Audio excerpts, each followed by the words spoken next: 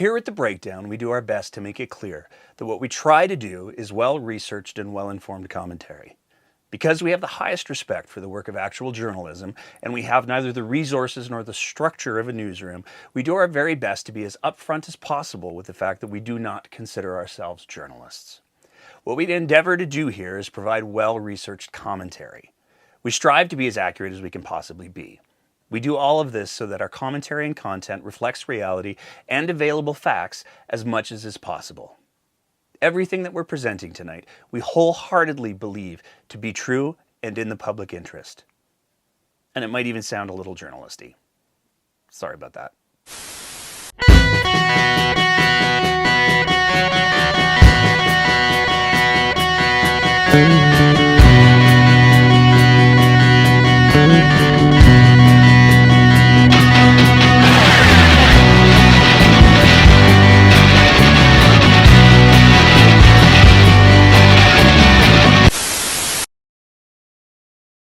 In the early days of 2020, at the start of the pandemic, Alberta Health Services made the decision to source personal protective equipment, or PPE, from a holding company that was run by someone who, up until that point, predominantly worked in the field of oil field training, bottled water, and underground utility construction.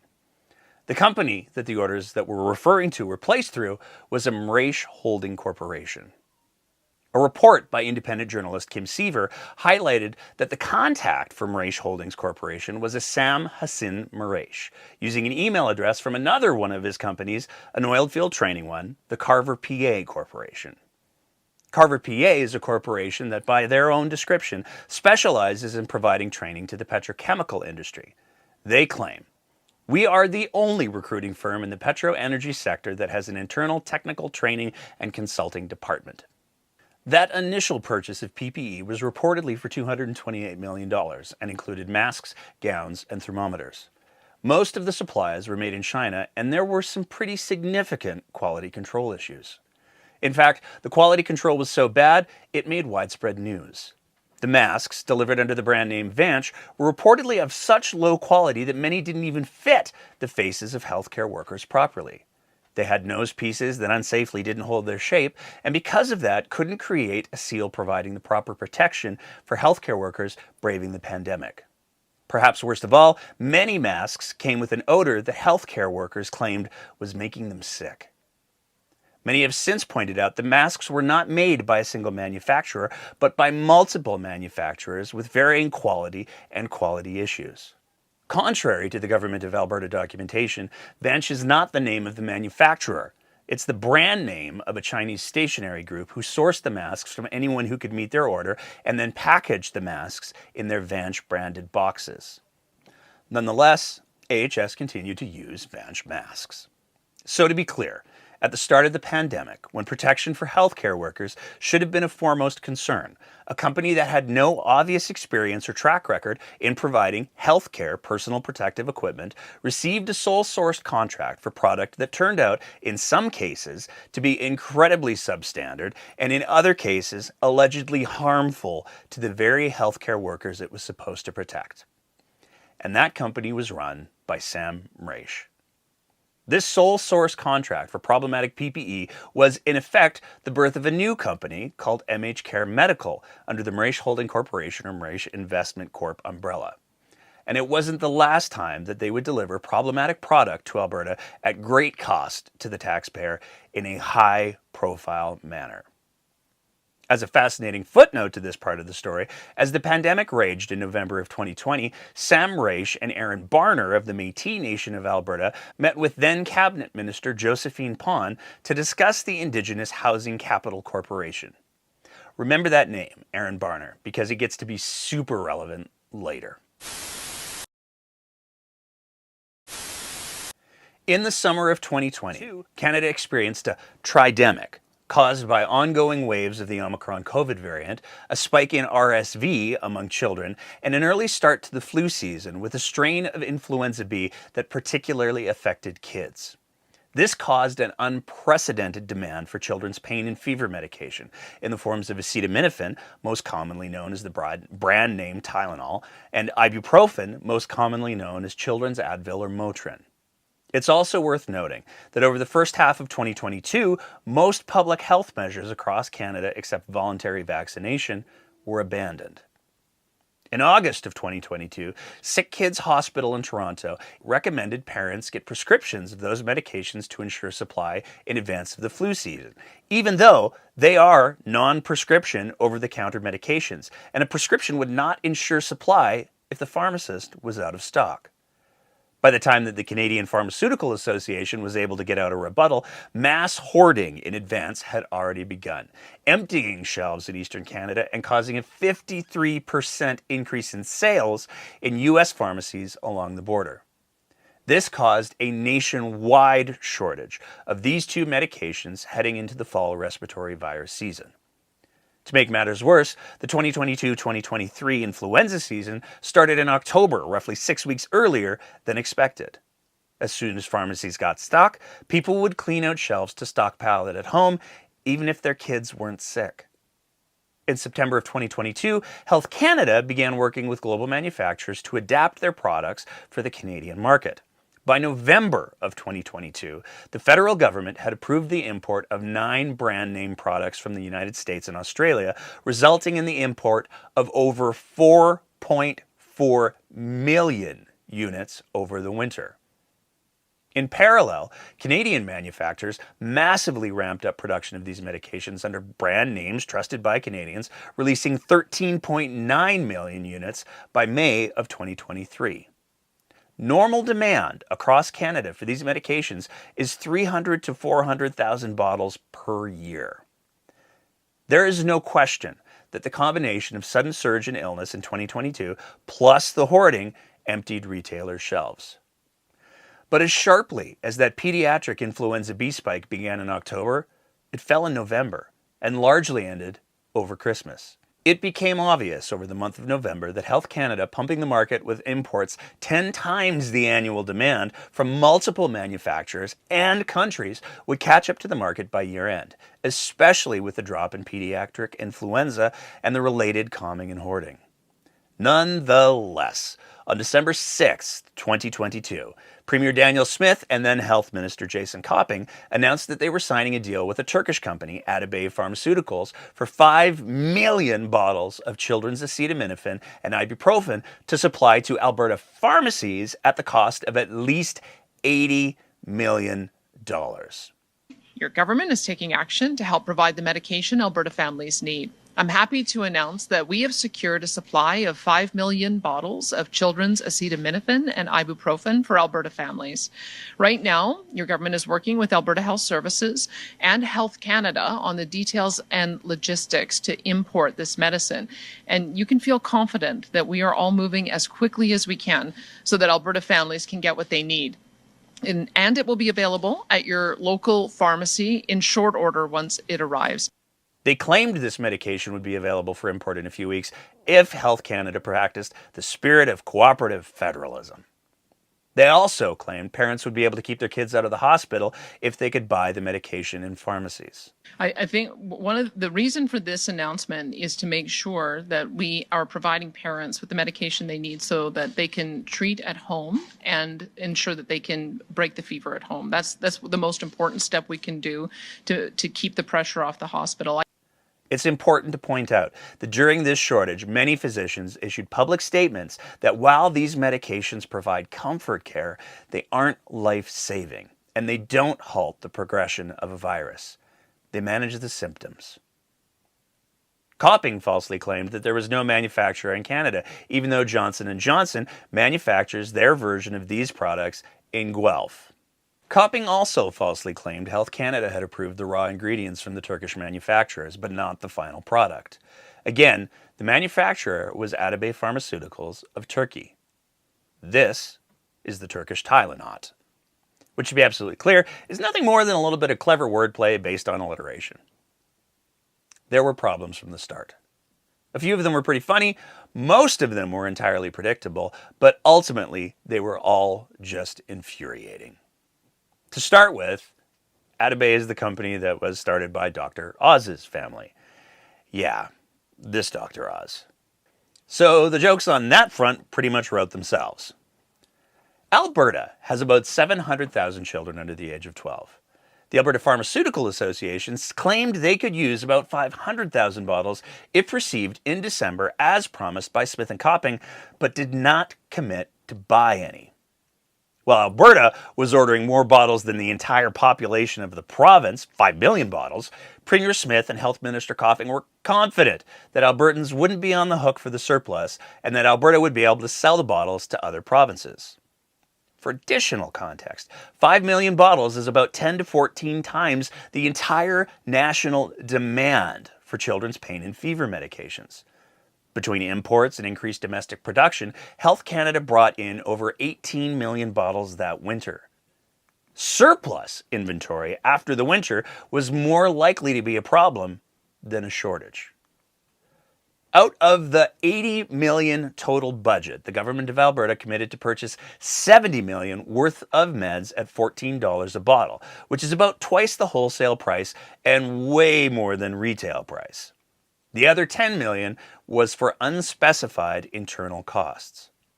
Copping admitted that Alberta taxpayers would have to subsidize the price to other provinces to match their wholesale prices. That wholesale cost of $14 a bottle was and is significantly more than the normal retail cost of the trusted supply that, again, had already seen a huge manufacturing increase a month before this deal was even made. The problems continued. The Atabey dosage was not the same as the North American dosage, which is a safety issue triggering advance warnings from pharmaceutical colleges as well as Alberta Blue Cross. Because of this reason, the Atabey products could only be imported by exceptional import in a process requiring attestation to the shortage by Alberta's Chief Medical Officer of Health.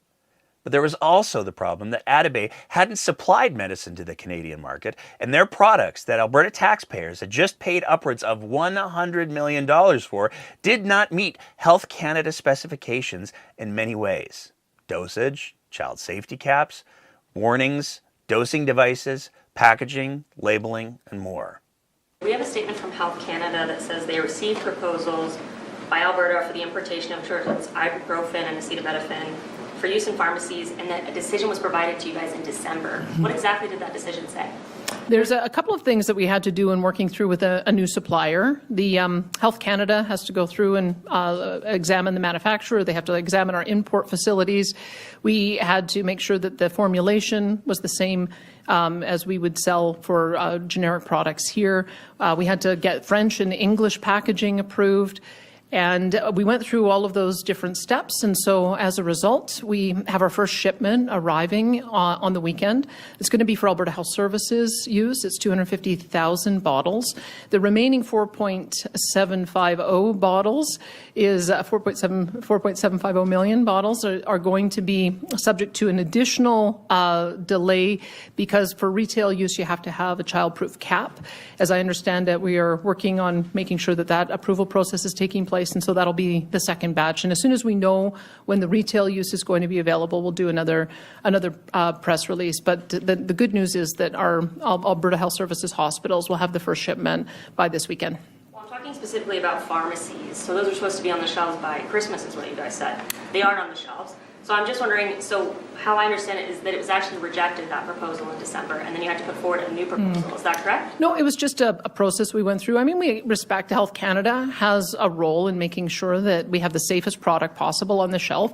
And the issue that they had was that when you make a product available for a retail use, it has to have a child-proof cap. So we're just working with the manufacturer to make sure that that is in place so that we can make it available for retail use. And look, I don't want to rush Health Canada. Certainly want to make sure that people, as soon as the supply arrives, that they feel confident in it. It really was just a matter of us meeting the regulatory conditions, and that was the last condition we needed to meet. So you had to put forward a new application. We've been working with them right from the beginning. We always knew that we would have a certain amount that would arrive that would be for AHS use, and then we had to continue working with them to make sure that we had the bottling that met their specifications. One of the specifications was we had to make sure that it was listed in the same familiar type of formulation that we have in Canada. We had to make sure French and English labeling, and this last hurdle is we just have to make sure we've got the child-proof cap. So it's been a process that we've been going on. It's just taken a little bit longer than we expected. expected, but the first shipment is arriving this weekend for Alberta Health Services. Just to confirm, this is the same application that came back in December. I've been working with this on this all the way along. We have been working with Alberta Health, Health Canada to make sure that we were meeting all of their compliance. It's a brand new supplier. There's just a couple of hurdles that we needed to get through, and we're almost on the last one. The medication itself didn't even start to arrive until January, but because of issues with the labeling and the dosing, that first shipment of 250,000 bottles could only be distributed to Alberta hospitals, where nurses could be trusted to perform the extra work of converting the dosage before administering the medication to patients. Medication for the public to purchase in pharmacies didn't arrive until late March, 2 months after Health Canada allowed another exceptional import and well after the shortage of the trusted brand name supply had been resolved. The medication had to be stored behind the counter as the pharmacists were required to teach parents how to adjust the dosage. But the problems didn't stop there. Because of the delay in the shipments and the wrong dosage, no other provinces had any interest in buying them. Also, since Health Canada has not provided regulatory approval for any Atabay product at a national level, any other province could only get them on a case-by-case applications to Health Canada again for exceptional import, which again would require a shortage. Alberta was ultimately only able to import 1.5 million of the 5 million bottles purchased because the shortage justifying the exceptional import had ended, and Health Canada never provided approval for anywhere other than Alberta. New Health Minister Adriana LaGrange directed this massive overbuy to Alberta hospitals. This inventory was dumped into AHS books, even though AHS never had a shortage, had its own suppliers through 2022 and 2023, and the original stated intent for these medications was that they had been purchased for retail sales in pharmacies. Perhaps most concerning, though, the medication that was distributed to hospitals for use was only approved for ages 2 and up. AHS determined that because of its consistency, if used with newborn babies in the neonatal intensive care units, it could place those newborns at a risk of a condition called necrotizing enterocolitis, which literally kills the intestines of infants when used through feeding tubes. Alberta Health Services discontinued the use of the medication entirely. Fortunately, nobody was hurt. All told, Alberta hospitals only used the medications for only 2 months before returning to its already established supply. But that only further underscores the question. If the medication was originally purchased with the intent to be distributed in pharmacies for the public to buy, why was it ever redirected to the hospital supply, if not just because Smith needed a cheap victory lap? Alberta only received 1.5 million bottles of the 5 million bottles that the province paid for. Of that 1.5 million, only a total of 4,700 bottles made it to community pharmacies for the public, and only 9,000 bottles made it into hospitals across the province. Alberta ended up paying to store the rest of the medication and has no means by which to get back any of the money spent, which means that, in effect, given that only 13,700 bottles ever made it into any kind of circulation, Danielle Smith paid $5,839.42 per bottle using taxpayers' money. We call it Tylenot, but what was the official name of the medication? Appropriately enough, payroll. Or maybe it's parole? We like payroll. Although the government tried to hide the existence of a middleman, who allegedly orchestrated this entire deal and has since been confirmed to be the importer, MHCare Medical, the company owned by Sam Mraiche. They received the $70 million from Alberta Health. It is unknown how much of that they paid to Atabay for the 1.5 million bottles actually shipped. It's also unknown whether the 5 million bottle minimum purchase was required by Atabay or by MHCare Medical. Even after the safety debacle with the masks and the PPE, the government still decided to use Mraiche's company in a sole-sourced contract through AHS to obtain children's medication. The products never received regulatory approval. They had the wrong dosage despite a custom manufacturing run, and multiple shipments were required to get the safety caps and labeling right, seemingly by trial and error, requiring secure disposal. Again, all paid for by Alberta taxpayers. Some have since speculated that individuals within the UCP government had attempted to purchase the 5 million bottles of Atabay product through Mraiche in order to bootstrap MHCare Medical into the role of being a national distributor of pharmaceutical products, starting with the children's acetaminophen, in the hopes that there was still a shortage when the imports finally arrived. But taxpayers carried all the risk of that minimum buy, of the failure to meet the regulatory requirements, and of demand drying up by the late arrival of the product, all of which occurred. It was an entirely predictable $80 million catastrophe. The mismanagement of the government and MHCare Medical caused both the government and MHCare to fail at establishing MHCare as a distributor of pharmaceuticals, assuming that was their goal.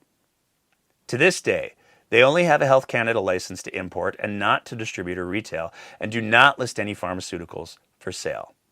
Let's use a recent example of how inconsistent all of this is with standard practice.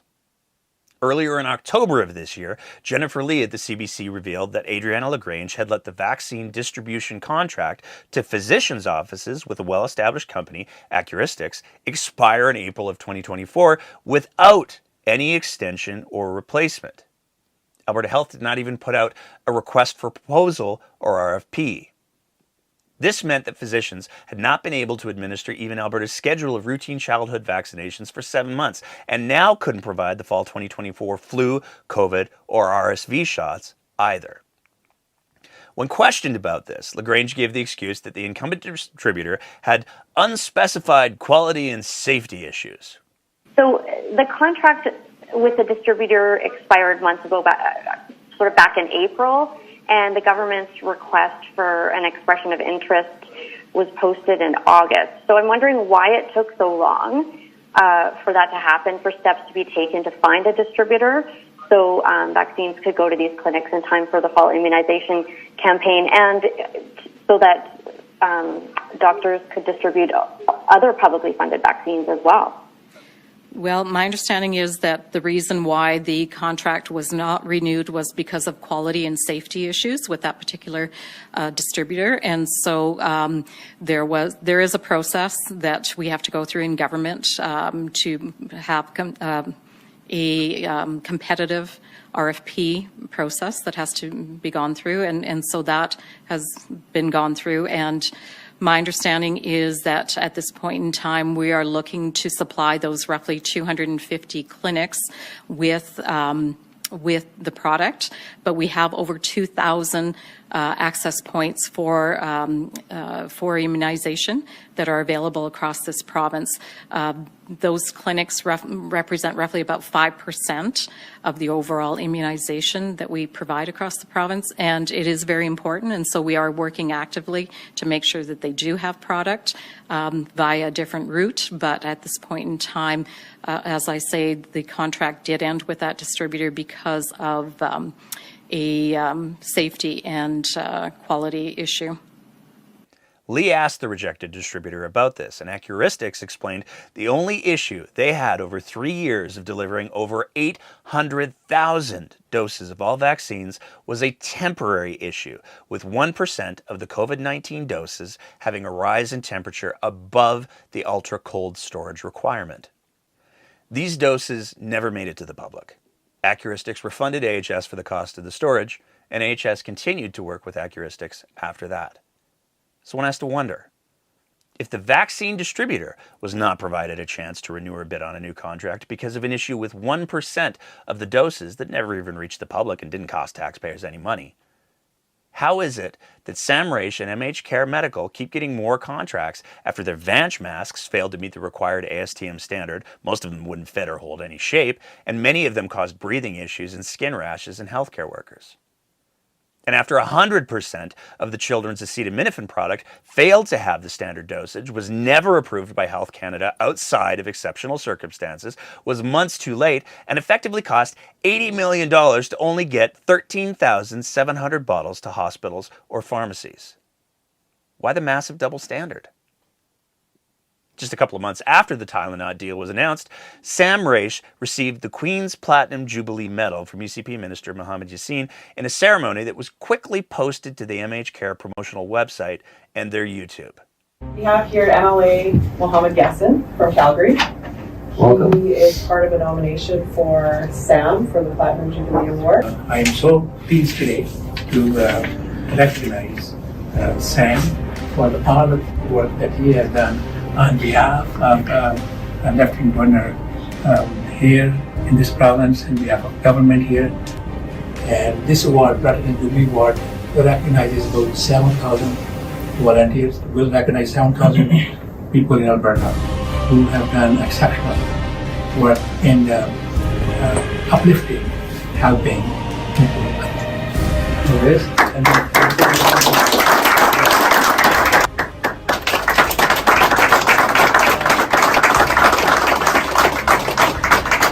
is a very proud moment for me and something that means a lot. And this is the land of opportunity where generational change is possible. Because we were given an opportunity to succeed in this province, it's allowed us an opportunity to go back and give back to the community. Thank you, guys. Thank you.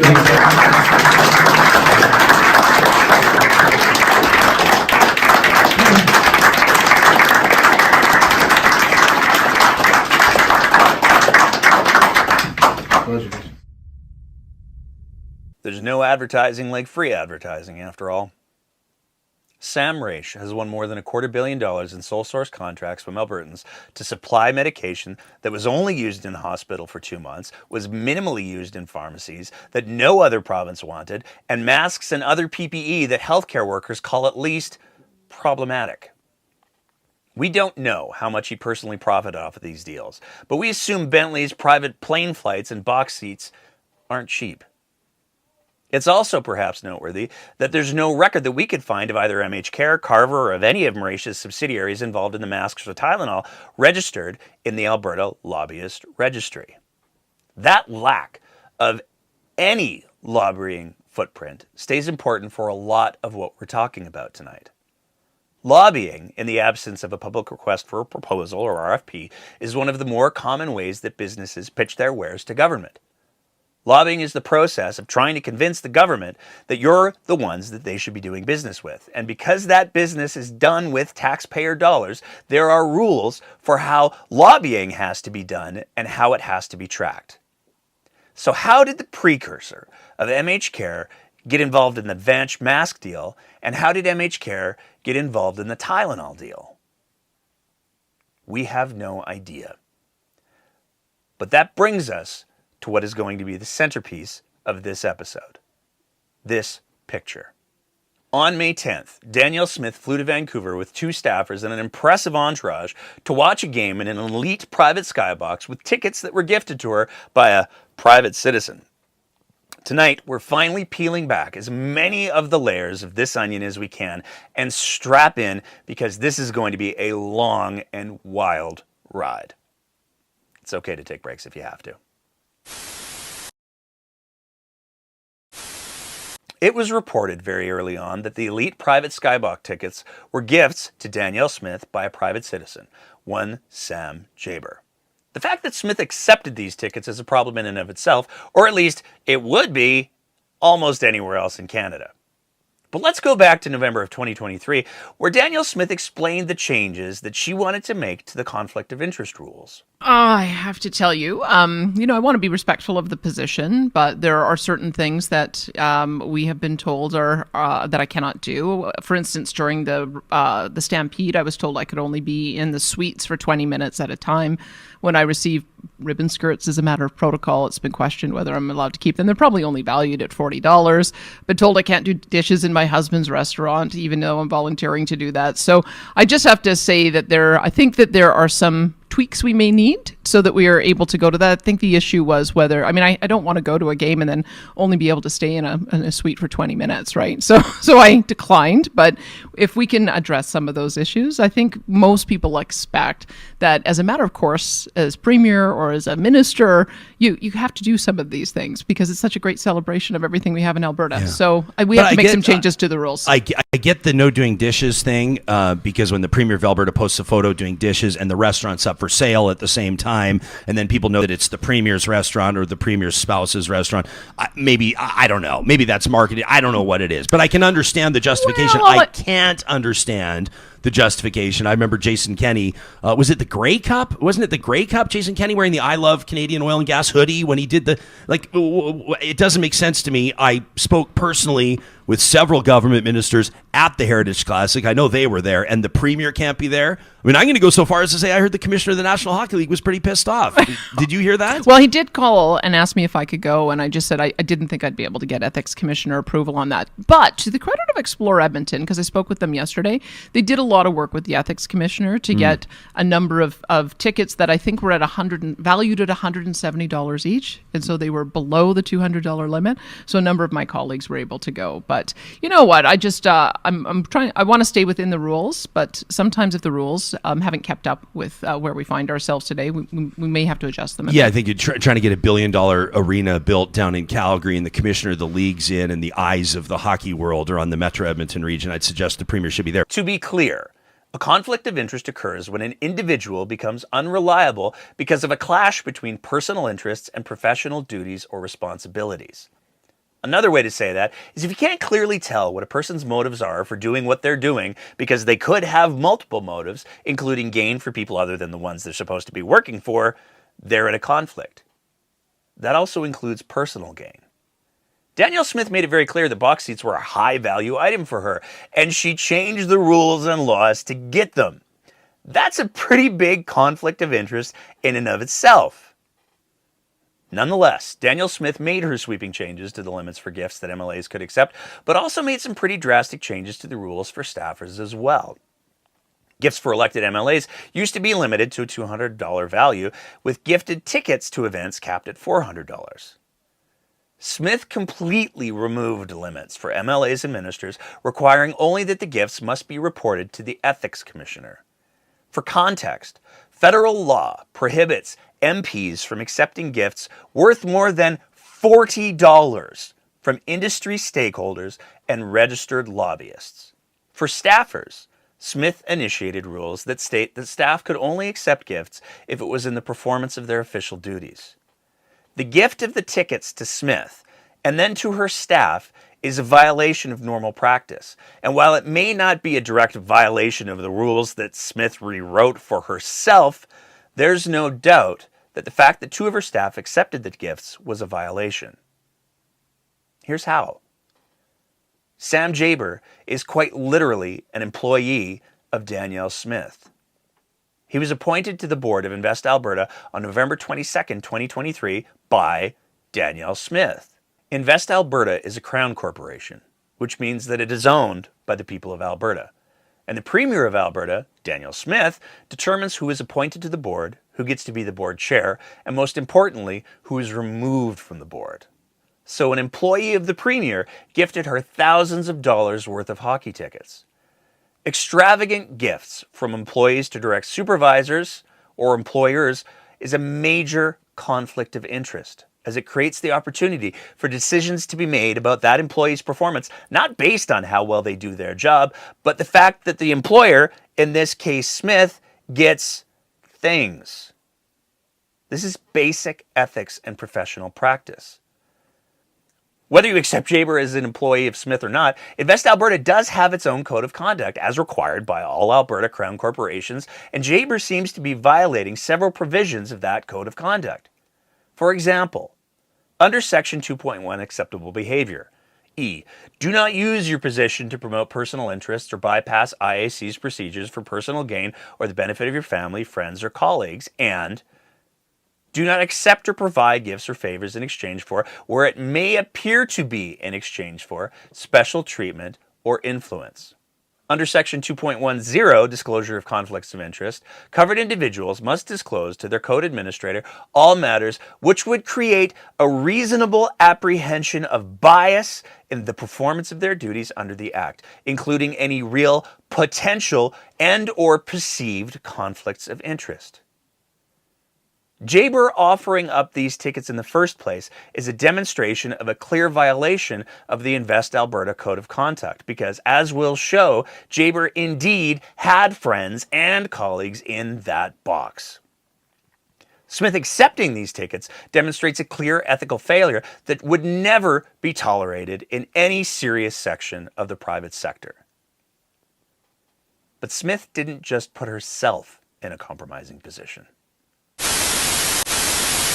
She gifted 2 tickets to 2 staffers, her Executive Director of Communications, Becca Polak, and her Chief of Staff, Marshall Smith.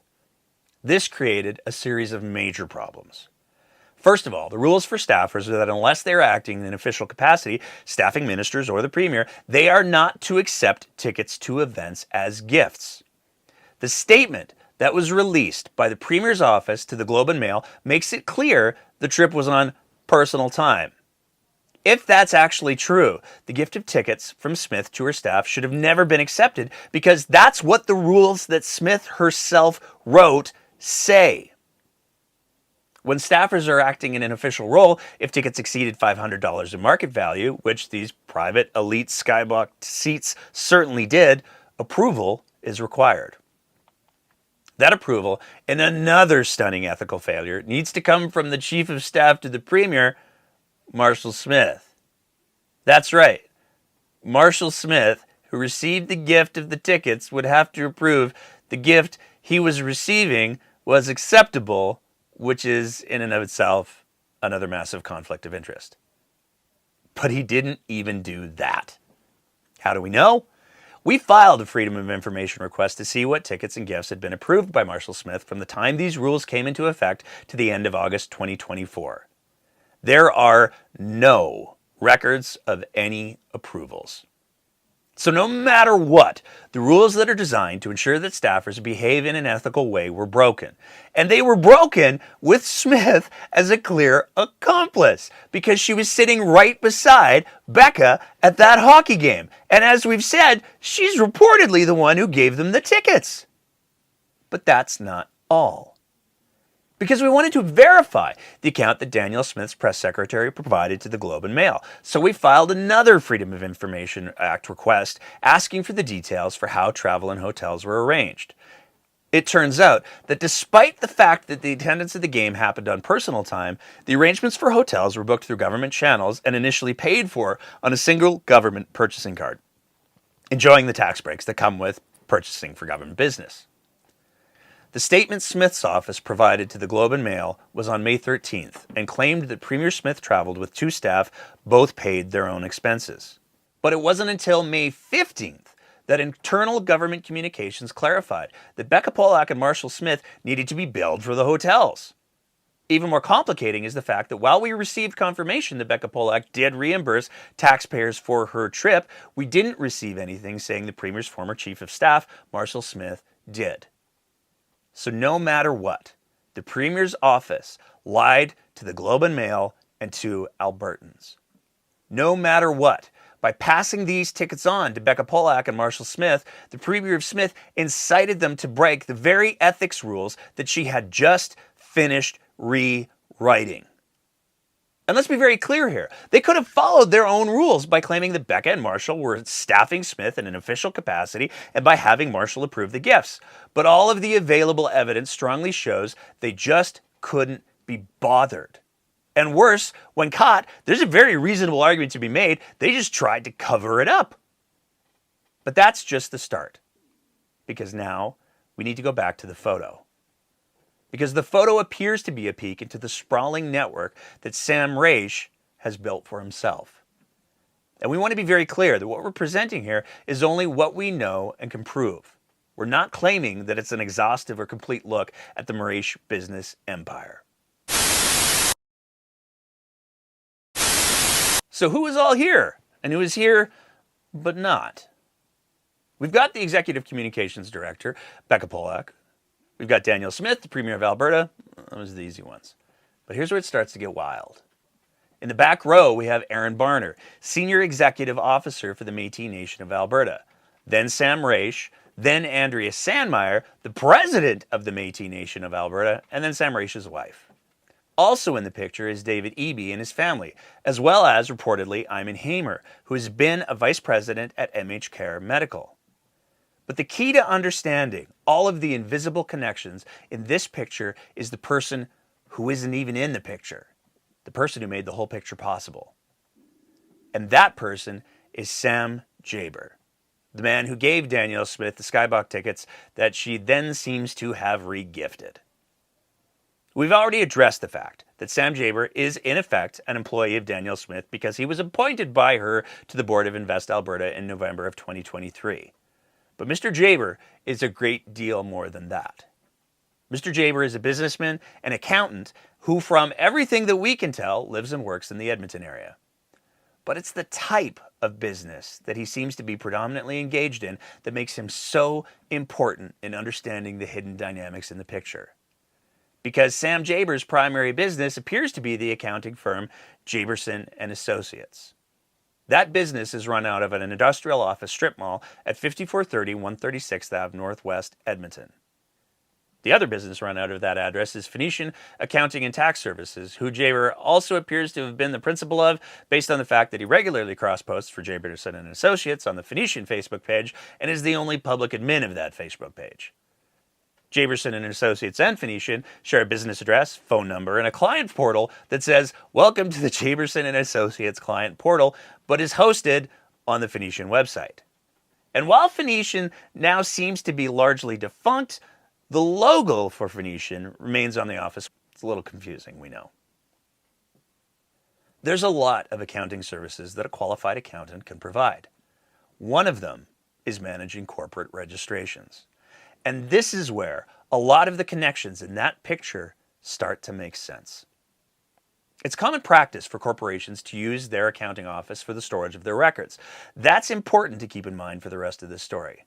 Because there are 4 numbered companies that jumped out at us that were registered by Sam Mraiche in September of 2023, just 2 months before Mraiche was appointed to Invest Alberta. The records address for all 4 companies are Sam Mraiche's offices. All 4 of these numbered companies use the contact email address ocoresco@carvercorporation.com. An online search reveals that Alicia Coresco used to be a payroll physician for Phoenician Accounting, an accountant with Carver, and a senior accountant with MHCare Medical. The registered office for all 4 companies is number 300, 14815, 119th Avenue Northwest, again in Edmonton. In a wild coincidence, that address is also the location of the Carver Building, a 3-story office block that also serves as the headquarters for MHCare and the Carver PA Corporation. Weird, huh? Yeah, that's the same Carver Corporation that Sam Mraiche used as his contact throughout the Vanch debacle before he converted the Mraiche holding company to MHCare Medical Corporation in 2020. So, to recap, there is now proof that Sam Mraiche, whose companies provided controversial products on not 1 but 2 high-profile occasions, and who has presumably made a boatload of money off of those deals on the taxpayer dime, has a long-standing business relationship with Sam Mraiche. Sam Mraiche gave Danielle Smith expensive elite Skybox tickets, even though he was her employee, and by any normal business practice, that represents a huge conflict of interest. So even with what we've presented just so far, we've got some pretty major problems. But of course, there's a whole lot more. Let's go back to those 4 companies for a second, take a look at who is all involved, because there's 4 additional names we haven't mentioned yet. D'Arcy Durand, Kenneth Hawkins, Leslie Sheeler, and Blaine Iskew. Dr. D'Arcy Durand is an orthopedic surgeon who is also the head of the Alberta Surgical Group, a chartered surgical facility. He's been a major advocate for the advancement of private surgical facilities. Dr. Kenneth Hawkins is an anesthesiologist currently practicing in Edmonton. Dr. Leslie Sheeler is also an anesthesiologist from Edmonton. So let's talk about the Alberta Surgical Group for a few minutes. Alberta Surgical Group was listed in a November 2020 Press Progress article as one of the most prolific lobbyists of Tyler Shandro during his notorious run as health minister. From that story, Alberta Surgical Group Limited, a private company run by a number of anesthesiologists at the University of Alberta, was incorporated in February of 2020. The company has lobbied the government 3 times since March. In October, the company lobbied to achieve contracted arrangements with Alberta Health and Alberta Health Services in relation to an unspecified non-hospital surgical facility. Corporate records list 3 doctors as the company's directors, including Dr. Darcy Durand, an orthopedic surgeon, Dr. Kenneth Hawkins, and Dr. Leslie Sheeler from the University of Alberta Faculty of Medicine and Dentistry's Department of Anesthesiology. In November of 2022, Alberta Surgical Group held a launch event for their new chartered surgical facility in the Ellerslie neighborhood of southeast Edmonton.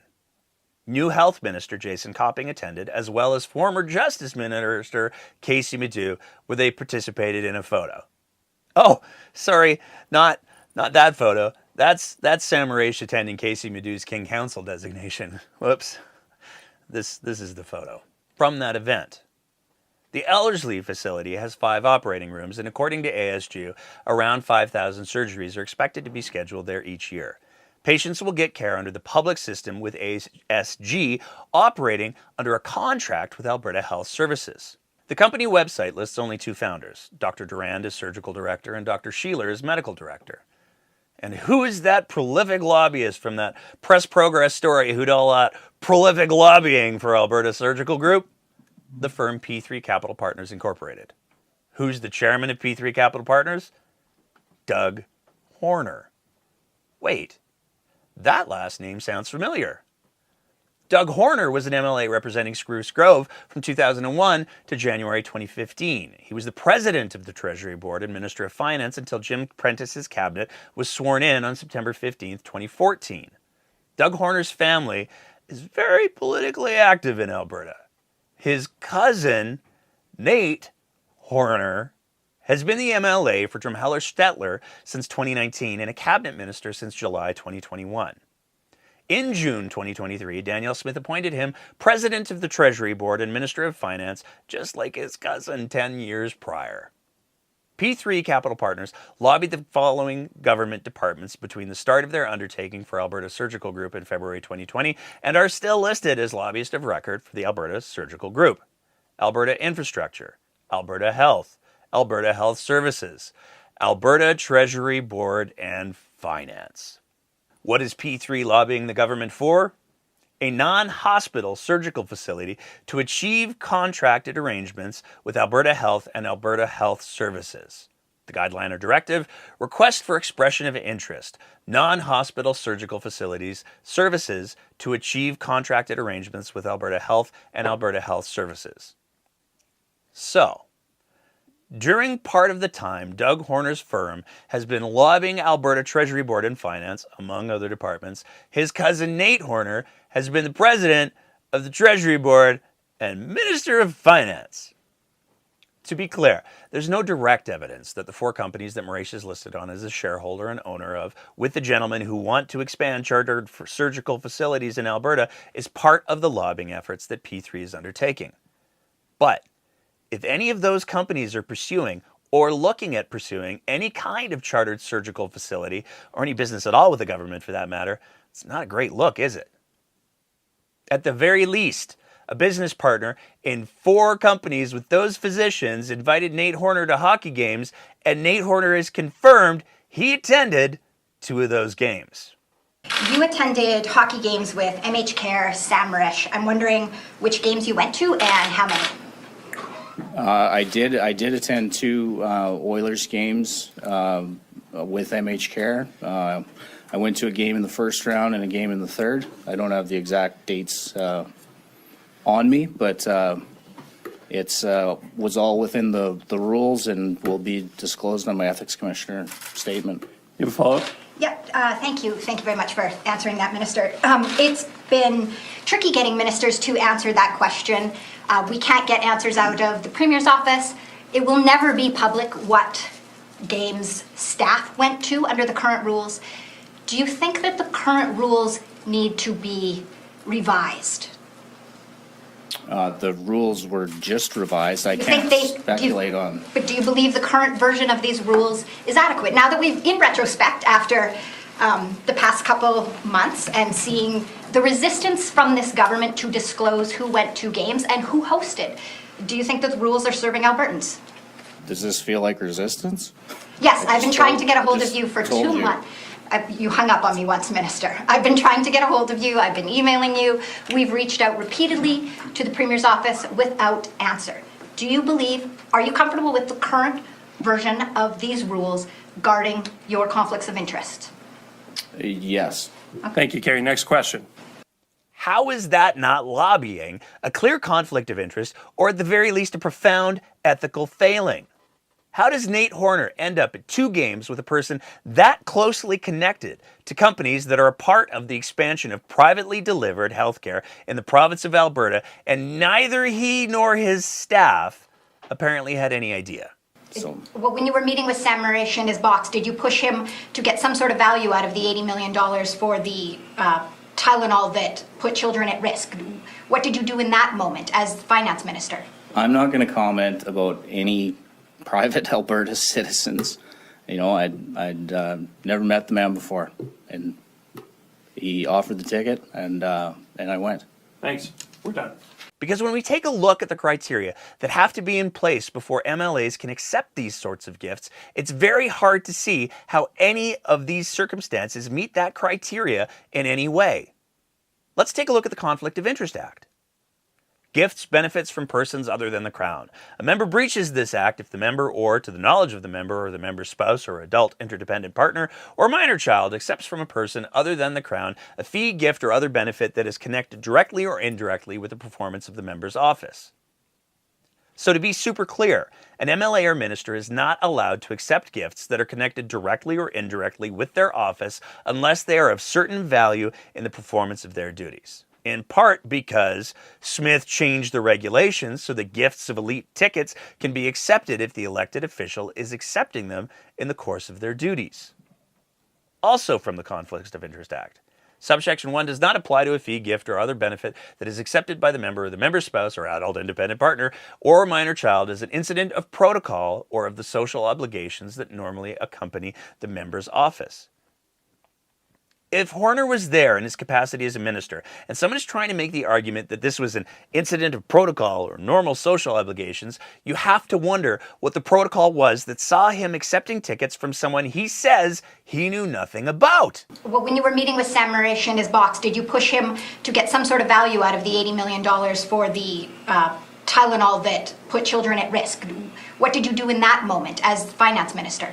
I'm not going to comment about any private Alberta citizens. You know, I'd never met the man before, and he offered the ticket, and I went. Thanks. We're done.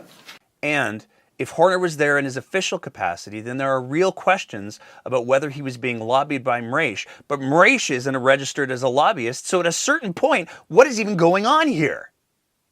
We've said it before and we'll say it again. Either Horner and his staff are unbelievably incompetent, or they're just lying. And we still haven't gotten to Blaine. You know, the fourth person involved in those 4 corporations that Mraiche set up with the owners of Alberta Surgical Group. Because Blaine Iskew, another partner in these 4 seemingly medical companies, is particularly interesting in his own right. According to his LinkedIn, he was formerly involved in strategic and clinical contracting for AHS right up until roughly the same time Sam Mraiche's Turkish Tylenot deal was announced, at which point he jumped ship to MHCare, where he has since been a strategic business consultant. By August of 2024, he became executive vice president and spoke publicly for the company at PR events. And if you're bumping on the fact that a potentially key figure in the Tylenot acquisition suddenly jumped to MHCare immediately after the ink was dry, you're not alone. We bumped too. We tried to reach out to Blaine to confirm whether or not he was involved in the Tylenot, directly or indirectly, and he didn't reply to us. Do with that what you will. So to recap again, Sam Jaber and Sam Mraiche are business buddies.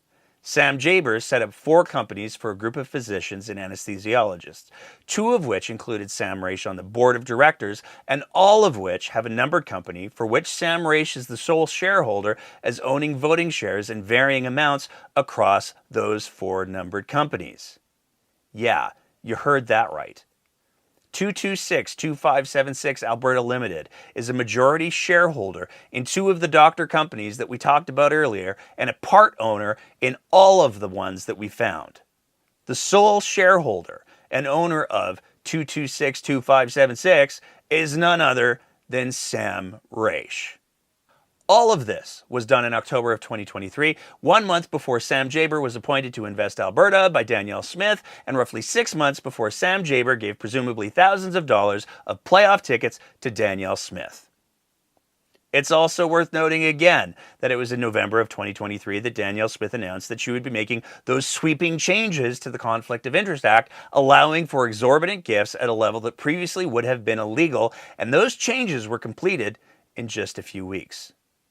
The lobbyist for at least one of the other related companies, Alberta Surgical Group, is the cousin of the current finance minister. The business partner in 4 other companies with the docs who run the Alberta Surgical Group has gifted tickets to the finance minister, Nate Horner. Danielle Smith accepted tickets from the accountant who set up those 4 companies. So if any of these 4 companies were set up to pursue additional expansion of privately delivered healthcare, it totally appears that Danielle Smith accepted tickets from the company's accountant, who also happens to be one of her employees, and the finance minister accepted tickets from a business partner of someone who currently owns a company lobbying his department, and that lobbying is being done by the finance minister's own cousin. You can see why we needed more yarn. But wait, there's more. Because, as it turns out, all 4 of those seemingly medical companies set up by Sam Mraiche used a Carver Corporation email address. You know, the same kind of email address that Sam Mraiche used when he was first setting up the Vanch masks deal. And their business address is the same building as both Carver and MHCare. So let's talk about the Carver Corporation again for a sec. Carver is a corporation that, by their own description, specializes in providing training to the petrochemical industry. Again, they claim, we are the only recruiting firm in the petro-energy sector that has an internal technical training and consulting department. We pulled that description from their website just a few days ago. Which is weird, because again, on November 5th, 2020, then UCP Minister Josephine Pon put up that Facebook post thanking Sam Mraiche with Carver Corporation and Aaron Varner with the Métis Nation for inquiring about the Indigenous Housing Capital Program. And yes, that's almost certainly the same Aaron Varner from the Skybox pic. So right out of the gates, we can say that the relationship between Varner and Mraiche seems to go back more than a couple of years. But how close are they? Aaron Varner and Sam Mraiche were both named directors for the Métis Strategic Service Corporation in March of 2021. Additionally, Varner's email is listed as the contact info for a numbered company out of Edmonton, which appears to have its sole officer as a relative of his, although he's not listed on that company, but it's his email address, which seems weird. And yes, before you ask, it appears that this company was set up by Sam Mraiche as well. But what's really bizarre is that another numbered company has a lease agreement with the Métis Nation of Alberta for a 5-year lease valued at $2.2 million. Anyone want to guess what the company that is? 226-2576 Alberta Limited. That's right, the company of which Sam Mraiche is the sole shareholder. So Sam Mraiche started the Métis Strategic Corporation with Varner in 2021 after they both had a meeting with then Minister Josephine Pon, and somehow Sam Mraiche has landed a $2.2 million contract from the Métis Nation starting in 2025. The Métis Nation of which Varner is Senior Executive Officer. Aaron Varner, who is the business partner of Sam Mraiche in the Métis Strategic Service Corporation. and who is sitting on one side of Sam Mraiche in the Skybox, while the president of the Métis Nation sits on Sam Mraiche's other side. So it's starting to look a lot like it pays to have the right friends. But is it more than just Barner and Mraiche winning? Time for another recap, because yes, this is a lot. But at the end of the day, Sam Mraiche has had over $250 million in taxpayer business with, let's go with, controversial results. His accountant and company setter-upper gave Smith super expensive Skybox hockey tickets. That same accountant was appointed to a cushy board position with Invest Alberta by Danielle Smith just before Danielle Smith changed the conflict of interest laws so that she could get super expensive Skybox hockey tickets. Sam Mraiche has used that same accountant and company setter-upper to set up multiple companies with surgeons and anesthesiologists already in the business of expanding privately delivered, publicly funded, for-profit healthcare. The lobbying company that those surgeons and anesthesiologists hired to lobby the government for more government contracts, expanding privately delivered, publicly funded, for-profit healthcare is the cousin of the finance minister. The finance minister attended 2 elite games as a guest of Sam Mraiche, who again is in business with those doctors advocating for privately delivered, publicly funded, for-profit healthcare. And the Métis Nation of Alberta has signed a $2.2 million contract for a lease with the business partner of Senior Executive Officer for the Métis Nation of Alberta, who is again Sam Mraiche. And apparently everybody just loves hockey. But healthcare, education, and pretty much everything else in the province of Alberta are collapsing. Well, the Premier of Alberta is living her best life in the middle of all of this. And no one in the UCP government seems to have any concern with what a dumpster fire this is or cares to hold the Premier to account, because somewhere in the midst of all this, they seem to have forgotten that they're supposed to work for Albertans first, not an ethically compromised leader, and certainly not themselves. But at least Marshall Smith retired. Could it possibly get worse? If you made it this far, you already know the answer. It should be pretty clear at this point that Sam Mraiche is winning big financially in all of this. He's had 2 massive deals that were paid for with taxpayers' money under 2 separate premiers, despite the first round of product he delivered reportedly causing harm to healthcare workers and being of varying quality, and a second major round turning into a boondoggle costing Albertans upwards of $100 million. But does it pay to be a part of Sam Mraiche's inner circle? Sure seems to have paid off well for Sam Jaber. He's on the board of Invest Alberta, and he's making enough bank that he can gift the Premier of Alberta an entire Skybox worth of tickets for a Stanley Cup semifinal playoff game. Is there anyone else? Well, it appears that if you're family of Sam Mraiche, that relationship certainly doesn't seem to hurt when it comes to getting government jobs. Khalil Mraiche, who's been identified as family in multiple reports, landed a sweet gig as a policy advisor to the UCP government before moving on. Ahmad Jabara and Mahmoud Jabara, pictured here standing beside their Uncle Sam, also have landed gigs with the UCP government as policy advisors, despite having no identifiable substantial background experience in the portfolios they're advising on. Largely because since this story started up, they both appear to have deleted their primary LinkedIn and most of their public-facing social media. But nonetheless, Mahmoud Jabara, whose LinkedIn described him as a bilingual petroleum engineer, is a policy advisor to Rebecca Schultz, Minister of Environment and Parks.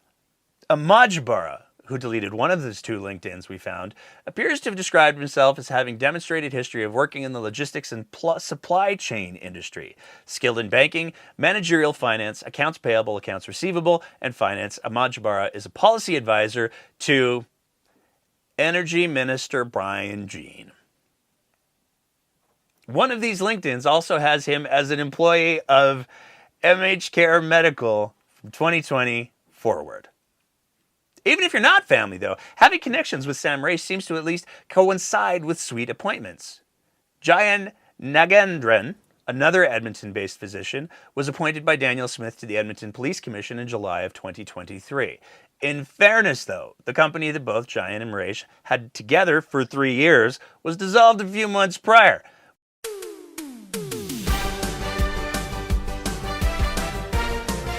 But it's a fascinating coincidence given the scope of what we've discussed so far.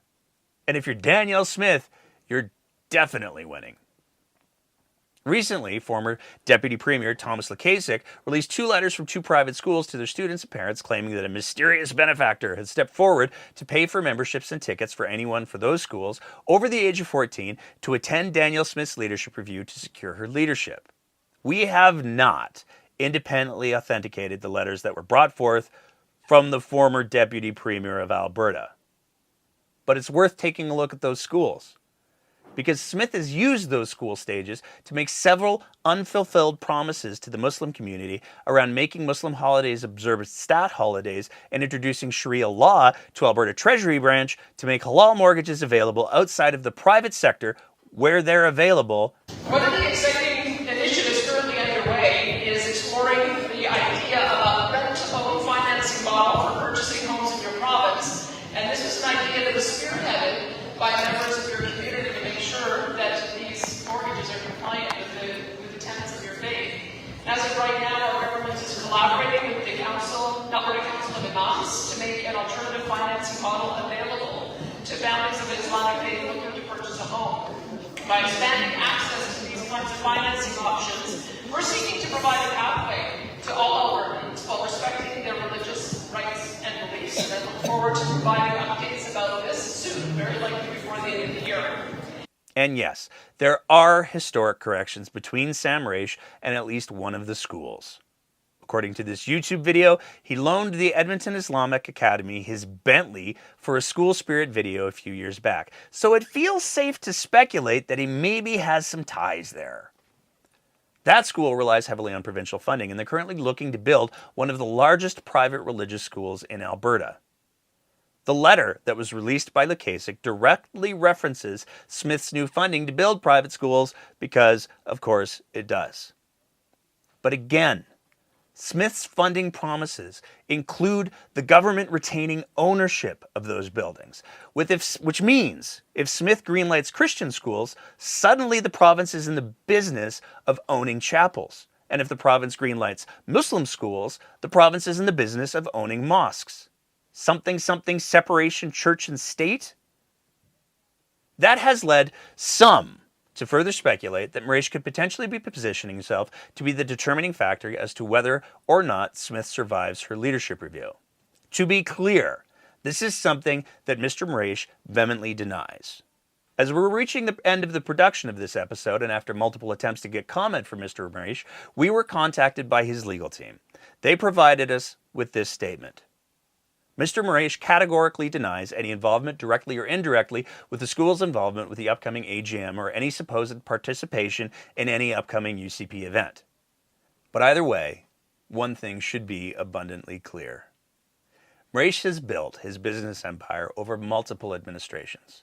Smith can for sure make things easier for Mraiche and his partners, but it also appears that Smith may need Mraiche far, far more than he needs her. So let's recap. One last time. Sam Mraiche is a businessman who prior to COVID appears to have been predominantly in the business of training and human resources in the oil and gas sector. As the COVID pandemic shut down business across the world, Mr. Mraiche appears to have developed significant interests in private healthcare supplies and potentially private healthcare delivery. In a stunning coincidence with his rise to prominence in conversations in Alberta politics, at least 3 people who have been reportedly identified as his relatives have gotten jobs in government as policy advisors. His accountant has been appointed to the board of Invest Alberta by Danielle Smith. Another former business partner was appointed to the Edmonton Police Commission, again by Smith, and he somehow has managed to work his way into business with the senior executive officer of the Métis Nation of Alberta, despite what some could interpret as glaring conflicts of interest. Oh, and it appears that he's at least tangentially related to the alleged busing in of hundreds of Muslim students to ensure that Danielle Smith survives her leadership review, which again, he vehemently denies any involvement in. It's also worth highlighting at this point that if the letters that the former Deputy Premier of Alberta released are accurate and the schools follow through with the plans that are described in those letters, it's because in no small part that those students were potentially coerced. Because there's waiting lists for those schools. And there's been concerns raised that there's very clearly a, if you don't play ball, you don't get to stay subcurrent. It's also worth noting that the far-right media organization True North claims to have a recording of Danielle Smith's former campaign manager, Matthew Altheim, confirming that he's helping to arrange to have at least 2,000 members of the Muslim community bussed in. That's, by the way, the same Matthew Altheim, whose media production company scored almost 2 million contracts from Smith after being elected, and who has also been identified in managing her social media for her. But it is True North. So, you know. Which brings us back to the picture. Because that means, with the exception of the BC Premier and his family, almost everyone in this picture has ties to Sam Mraiche, his business empire, including the Premier of Alberta. We're still not done. Because there are a lot of unanswered questions that are involved in this story, and some of them very much seem to have some smoke, if not actual fire, because some of these unanswered questions are very much based in established facts. One of the questions that has been posed is that Jaber could have actually been pulling from Sam Mraiche's playbook with the gift of the Skybox tickets, and there's actually some confirmed evidence to support that. It's known that Sam Mraiche has hosted multiple ministers in his own Skybox in Edmonton, and while the Premier's office has kept an incredibly tight lid on MLAs and staff and preventing them from speaking to media or even answering the most basic media inquiries, there are allegations that Sam Mraiche's Skybox was a revolving door of ministers, MLAs, and staffers during the regular season and the playoff season. And there is truth to this. Because as we said earlier, Nathan Neudorf has already admitted that Mraiche offered him tickets multiple times and confirmed that he attended a game against the Canucks as a guest of Mraiche. Nate Horner confirmed that he attended not one but 2 games as a guest of Mraiche, although in either a stunning admission of incompetence of either himself and his staff or a straight-up lie, he claimed that he had no idea who Mraiche was or what Mraiche's history of hundreds of millions of dollars with business with the government was. You know, Nate Horner, the finance minister, not knowing who's gotten over $250 million taxpayer dollars in business. Some people have pointed out that at the same time that Khalil Mraiche scored his government job, Marshall Smith was the chief of staff for that department. Others have pointed out that the Tylenot deal came while Marshall Smith was Danielle Smith's chief of staff. There's also multiple social media posts of MHCare sending a variety of supplies to Lebanon, including to aid organizations, and according to this translated Facebook post, the Lebanese army. There's a lot of really shocking things that should be pretty alarming to all Albertans. But as of yet, Danielle Smith has been incredibly successful in keeping an incredibly tight lid on all of this. As we said, multiple real reporters have reached out multiple times asking for comment, and Smith, the vast majority of her ministers, MLAs, and staffers have remained absolutely tight-lipped and have refused to provide any kind of transparency. These questions could all easily be answered, but instead of answering these questions, instead of taking responsibility, it seems Smith's office has demonstrably chosen to just lie. We proved that with our FOIP on the hotels. Smith had her press secretary tell the world that everyone had paid for their own hotels, but our FOIP proved that at the time, that wasn't the case. Danielle Smith has lied to Albertans on many occasions. Most of the time, they're just shockingly stupid lies that are easily caught. Most of the time, they're lies designed to lead people to politically expedient places. But this is different. Danielle Smith has lied and refuses to be transparent to what degree, if any, Sam Mraiche or others pull strings inside of the government. And that should be the #1 conversation that all Albertans are having. We can't fix healthcare if we have a government that is being manipulated and maneuvered by private businessmen. We can't fix the economy when public dollars are being siphoned off to make the uber rich richer, if that's what's happening. We can't fix education when the promise of new private religious schools on the taxpayer's dime could be used to determine where money goes because it could save a premiership. It's worth remembering this isn't the first time that the procurement process appears to have gone sideways. In the early days of 2021, we did a different episode where we highlighted questionable procurement practices when it came to buying masks for school children. That episode was the result of another FOIP that we completed that demonstrated that mass procurement didn't go at all as one would expect. And to make a very long story short, somehow the company of a UCP donor and supporter of Adriana LaGrange ended up with a pretty juicy contract. The Ethics Commissioner determined that there are grounds for suspicion and that there is no doubt that the minister's office had some involvement with that process. And this highlights the greatest problem. It seems inescapable at this point that the UCP has allowed for an erosion of the guardrails that are supposed to ensure that business conducted with taxpayer dollars is done in a way that is in the best interest of taxpayers. These same guardrails are supposed to ensure that the people making these decisions, again, with taxpayer money, aren't being influenced by anything other than what is the best and most appropriate use of that money. Danielle Smith's sweeping changes to ethics laws and the rules around what elected officials can accept as gifts have only accelerated the erosion that the UCP started. As an additional footnote and as a fascinating twist, according to the Elections Alberta database, Sam Mraiche and folks who share the same name as his family members have donated almost $25,000 to the Alberta NDP between 2019 and 2020. We have not found any evidence to date that the NDP have made any business decisions based on those donations, but as always, our DMs are open. But what's next for Mraiche's circle of associates? In this exhausting crawl down a rabbit hole, we discovered that on September 9th, 2024, just a few weeks ago, the Jabara Brothers Incorporated at one of Mraiche's addresses and using the services of Sam Jaber's accounting firm again, a company called Harmony Path Homes, which their website describes as providing care for seniors and vulnerable Albertans, and also claims on that same website to already be presently providing 2 group home programs. Also interesting is that Harmony Path Homes cites another separate organization that works with disabled children.